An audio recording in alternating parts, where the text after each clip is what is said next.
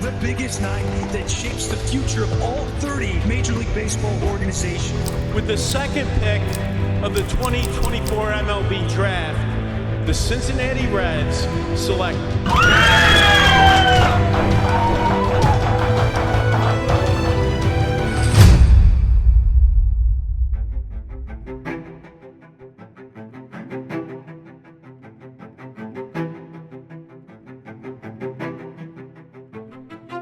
Obviously, at number 2, you're just looking at a more limited group of players. When you're drafting later in the first round, you have to scout them all. And we still do scout them all. We spend a lot of time on it. But it's easier for me and for my national cross-checkers and the special assistants that I have see the players to have a shorter list of players that we think are going to be in consideration for that pick, and then to spend more time on those guys throughout the whole calendar year. With the second pick of the 2024 MLB Draft, the Cincinnati Reds select Chase Burns, a right-handed pitcher from Wake Forest.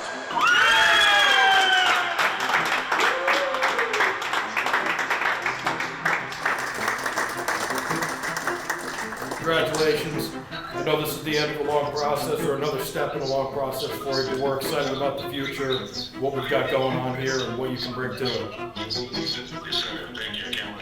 6'3", 210, transferred to Wake, monster year. Slider's one of the best pitches you're ever going to see. Throws up to 100 miles an hour. It's the best overall stuff in the draft. Stuff, as Jim said, is electric with him. I really like this guy. This is an awesome pick from the Reds. What do you guys like about him? Just about everything. It's hard to find a whole lot of flaws with him. It's a 4-pitch mix, and all 4 pitchers can be dominating. The fastball's up to 102 miles an hour. The slider's one of the best ones we've seen as an amateur. And he has a curveball and a changeup that are both above average pitches that he didn't have to use as much because of how dominant he could be with the other 2. He's big, he's strong, he's athletic. He fits the makeup of the organization of what we're looking for in players, not just in their on-field makeup, but what they do off the field and who they are away from the game. Yeah, to be officially a Cincinnati Red, it means the world. Just to be able to put on a professional, baseball uniform one day. Just like to thank God for the opportunity, and what better organization to be part of. It meant a lot to be the number 2 pick. It was awesome. You hear talks of the draft, like where you think you're going to go, but you honestly don't have a clue. So to be able to say that I was the number 2 pick, and tell friends and family and maybe my future kids or something like that, it's a great accomplishment. Our process hasn't changed much throughout. Our scouting supervisors, who each have smaller territories, they're responsible for all the amateur players eligible for the draft that year in their territory. And we expect their coverage is going to be comprehensive, both on the field and off. We try to evaluate all players from a similar lens.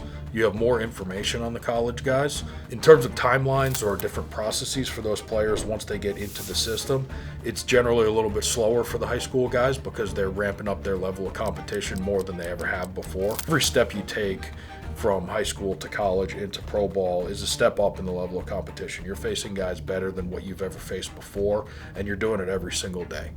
So understanding what you need to do off the field to get yourself ready to compete on a day-to-day basis is a big part of it. So the high school guys generally will take a little bit longer. The flip side is when you get into a pro system earlier, you have the opportunity to make those changes and adjustments faster and actually get to the big leagues earlier than if you had gone to college. A lot of the superstars in the game were high school draft picks that got to the big leagues pretty quickly because they're able to handle the adjustments. And one of the big things from a pitching side is just the college guys generally have more innings built up. The college guys we've seen, chase through 100 innings this year. Rhett Lauder last year, when you take into account all of the preseason innings and the innings all the way through the College World Series, he threw 132 innings. So they're built up much closer to what they need to be so they can progress a little bit faster through the system. As we go through the draft, it's always best player available. Who's the most talented? How do they fit? There have been years, 2 years ago we took Cam Collier and Sal Stewart with our first 2 picks. They're both high school age players that played the same position, which is a little bit trickier from a development side, getting those guys going and getting them the reps they need. But we thought they were the 2 most talented players at those spots in the draft, so we took them. It's just a matter of trying to get the best ones available every place through. Yeah, so Tyson Lewis is an athletic shortstop from Omaha, Nebraska. Really like what he does as a left-handed hitter and as a shortstop. We think he projects to that position for a long time, and it's gonna stick there. He's doing well so far in his limited action in pro ball, and has shown what we saw as an amateur staff right away. The 71st pick, the Cincinnati Reds select Luke Holman. LSU, pretty effective pitcher for him this year. I mean, he had hitters confused for a little bit, and I think that's why he was one of the better guys, or a standout guy for Team USA during the summer. Commands his fastball. I think he's got a real feel to pitch. This is a slam dunk major league starting pitcher that's going to give you innings. Luke Holman is another kid that we started scouting the COVID summer when he was a high school player from the state of Pennsylvania. We watched him at Alabama for 2 years. We watched him at LSU this year. We really like the pitch mix. It's not quite as loud as someone like Burns, but he can really pitch, and his stuff plays above what the pure velocity tells you. He's another 4-pitch pitcher who was somewhat limited in the pitches that they used for him at LSU in particular, but we think he can command the ball. He knows how to pitch deep into games. He can turn a lineup over. He's a very cerebral type of pitcher. Cincinnati selects Mike Sirota. Had a really strong season to come out into the 2024 season as one of the top prospects. We had him high up in the first round possible when we did our top 100 back in December. He's lean, athletic. He has 20/20 potential when it's all put together. He can really play center field. Good reads and routes. He can run. This might be a really good find as an everyday player here in the 3rd round. Was a really high-profile kid from Northeastern that we like the tools. He didn't have the season that I think he expected to, but we think that it's all there in front of him, that nothing changed from a tools perspective or ability-wise.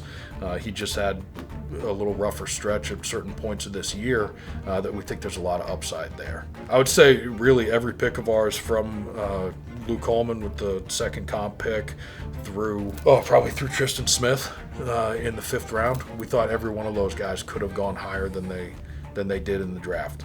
And it always works out that way, that the team that drafts a player is the one who likes them the best. So, we thought that some of those players fit in picks in the 30 to 50 range, and we ended up getting them at 71 and the 3rd round to 4th round, 5th round.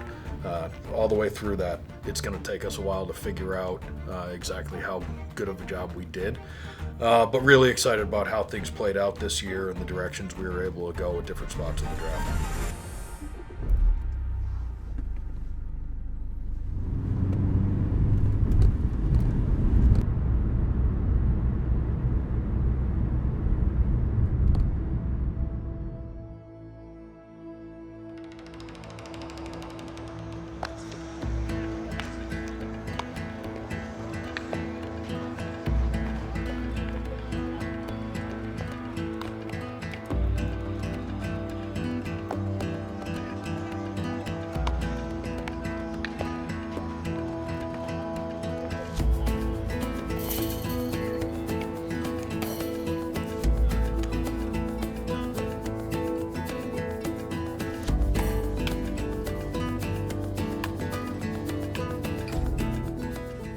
So after that, we bring all of our players out to Arizona, bring them out to Goodyear for the draft camp process. They go through physicals, have an official signing out there, then we get them on the field as quickly as we can. We have to bring these guys back to competition safely and responsibly because there's been a layoff since most of them were actually in-game action. So the first things we do are figure out with the strength and conditioning staff, training, all of the other aspects of player development, when we can get them back into game situations because we think that's the best place to develop. But obviously we're taking a long-term view on all of this. We don't want to do anything reckless right away. But we get them on the field and get them going, understand what it takes to be a professional and what that day in, day out routine looks like. Individually, those guys get a lot more face time with all the people they're going to be working with that are going to be instrumental in their careers moving forward. The coordinators, the position coaches, pitching coaches, strength and conditioning, training, nutrition, all those aspects of it. But then also getting them into that environment with the team so it's not just an individual thing, getting them all there together. They're all going through this for the first time. It's good to have other people in the same situation.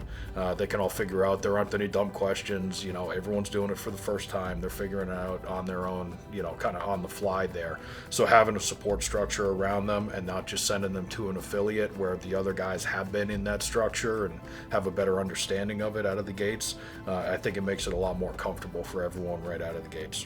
You don't know where you're going, and then once you find out, you know, it's not only is it exciting for you, but it's exciting for your family and, you know, all the ups and downs and the baseball that you've gone through your entire life. So it's pretty awesome to hear my name called that day by the Reds.